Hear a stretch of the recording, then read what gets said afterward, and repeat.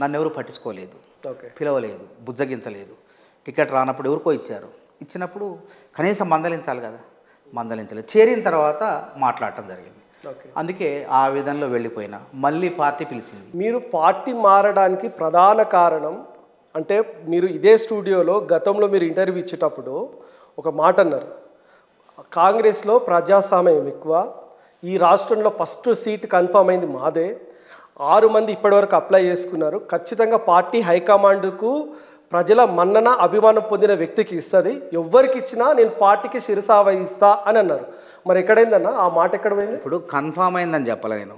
మొదటి దరఖాస్తు రాష్ట్రంలో మొట్టమొదటి రాష్ట్రంలో ఫస్ట్ మీరే అన్న ప్రచారం చేసింది, ఎవ్వరు చేయలేరు. అట్లా కాదు, అట్లా మార్నింగ్ వాక్ చేసింది, ఇంటింటికి గడప గడప చేసింది, పెళ్లిలకు చావులకు పోయింది మీరే. నన్ను చెప్పనియండి. తొలి దరఖాస్తు నాది.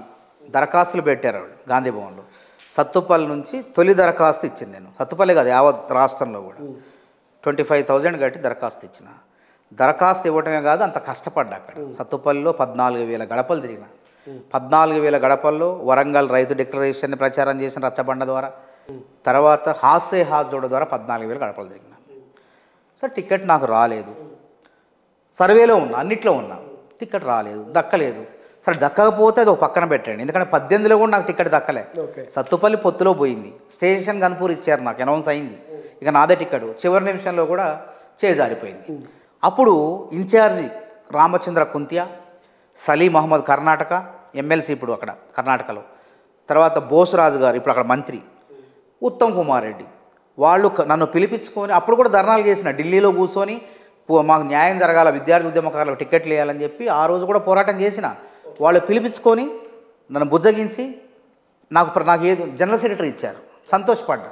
కానీ ఈసారి కనీసం బుజ్జగింపుల కమిటీ జానారెడ్డి గారు కానీ, తర్వాత ఇప్పుడు ఉన్నటువంటి ఇన్ఛార్జ్ మాణిక్రావు ఠాక్రే కానీ ఎవ్వరు కూడా నాతో మాట్లాడలేదు. సరే రేవంత్ రెడ్డి గారు కూడా మాట్లాడలేదు, బిజీగా ఉన్నారు, ఆయన తలమునకలు అయిపోయారు ఈ గెలిపించే బాధ్యతలు. కనీసం ఎవరో ఒకళ్ళు తర్వాత పార్టీలో ఉన్నటువంటి వ్యక్తులు ఫోన్ చేస్తారనుకున్నా, పార్టీలో అధికారికంగా ఉన్నవాళ్ళు ఎవరు కూడా చేయలేదు. చేయకపోతే పార్టీ నుంచి బుజ్జగింపులు రాలేదు కాబట్టి, పిలుపు రాలేదు కాబట్టి పార్టీ మారాలి అంటే మనం విలువలేనట్టే కదా కష్టానికి. అంటే మీరు పార్టీకి లాయల్గా ఉండారా? అద్దంకి దయాకర్ మీరు ఆదర్శంగా తీసుకోవచ్చు కదా. అద్దంకి దయాకర్ గారు అప్పటికి 2 సార్లు అవకాశం పొందారు. మానవతా రాయి 14లో టికెట్ ఇట్నే రాజకీయ మూలంగా, కొంతమంది కుట్రల మూలంగా చేజారిపోయింది. సరే ఊకున్నా. 18లో చేజారిపోయింది. వరంగల్ ఎంపీ టికెట్ అన్నారు, నాది మందకృష్ణ మాదిగ గారిది వచ్చింది, అప్పుడు కూడా చేజార్చారు. సరే ఇవన్నీ సార్ నాది కాదు, నేను నిరుద్యోగుల కోసం కొట్లాడిన కదా. 2000 పల్లారాజేశ్వరరెడ్డితో పాటు నాకు టికెట్ రావాలి కాంగ్రెస్ నుంచి. అక్కడ ఎవరు కూడా ఇప్పుడు నేను సమవుజ్జీని, అక్కడ నాకు ఇవ్వలేదు టికెట్. కావాలని కొంతమంది నేను రేవంత్ రెడ్డి గారికి మద్దతు తెలిపినా అని చెప్పి అప్పుడున్నప్పుడు కొంతమంది ఆ పరిధిలో కుట్ర చేసి మానవతరాకి దక్కువద్దని చెప్పి. ఎవరా కుట్ర చేసింది? ఎవరన్నా? ఇక పేర్లు అనవసరం, అవన్నీ పెట్టు చెప్పండి. ఆ పేర్లు అనవసరం. అంటే ఆ టికెట్ పార్టీలో ఉన్నారా? ఆ టికెట్ అనేది నాకు పార్టీలో ఉన్నారా వాళ్ళు? అప్పుడు నాపై కుట్ర జరిగింది. మంత్రులుగా ఉన్నారా? కుట్ర జరిగింది, మంత్రులుగా లేరు ఎవరో. సరే మొత్తానికి అప్పుడు టికెట్ అయితే రాలేదు. అప్పుడున్న ఇన్ఛార్జి అప్పుడున్న మణికం ఠాగూర్ బాధపడిండు. మానవతరాయ్ don't worry, next time you will get opportunity అన్నాడు. ఇట్లనే అన్నాడు ఫోన్ చేసి. అప్పుడు ఎక్కడ నేను రేవంత్ రెడ్డి గారు పాదయాత్రలో అచ్చంపేట్ టు హైదరాబాద్ పాదయాత్రలో ఉన్నా. ఆయనే స్వయాన వాట్సాప్ కాల్ చేసి అరే bad luck, don't worry I'm here అని చెప్పి ఆయనే మాట్లాడి అనేసరి ఇంకా ధైర్యంతో రేవంత్ రెడ్డి గారు పాదయాత్రలో పాల్గొన్నా.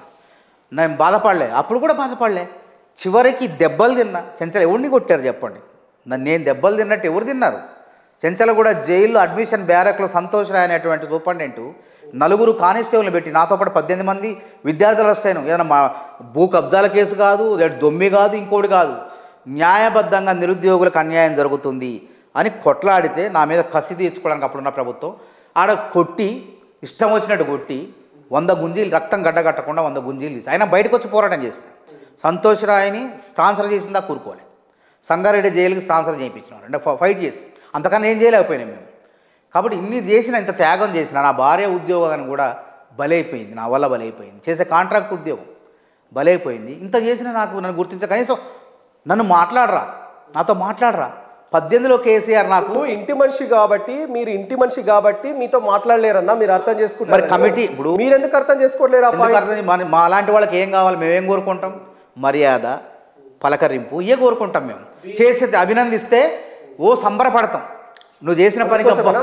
మానవత్రాయి ఏ పార్టీకి అయితే వ్యతిరేకంగా 10 ఏళ్ళు 15 ఏళ్ళు పోరాటం చేసి ఆ పార్టీలో ఏ మర్యాద దొరికిందని ఆ పార్టీ వాళ్ళు నన్ను పట్టించుకోకపోతే నీ అవసరం మాకుంది రా, నిన్ను మేము గౌరవిస్తాం, మళ్ళీ వచ్చే గవర్నమెంట్లో నీకు అవకాశం ఇస్తాం, నీకు చైర్మన్ ఇస్తాం, నీ భార్యకు మళ్ళీ మంచి ఉద్యోగం అవకాశం కల్పిస్తాం అని చెప్పారు. అరే మానవతరాయి అమ్ముడు పోయినని ఒక ప్రచారం ఉంది. మానవతరాయి అంత తేలిక అమ్ముడు పోయేవాడు అంటే 18లోనే పోయేవాడికి, అధికారంలో ఉన్నప్పుడే పోయేవాడే.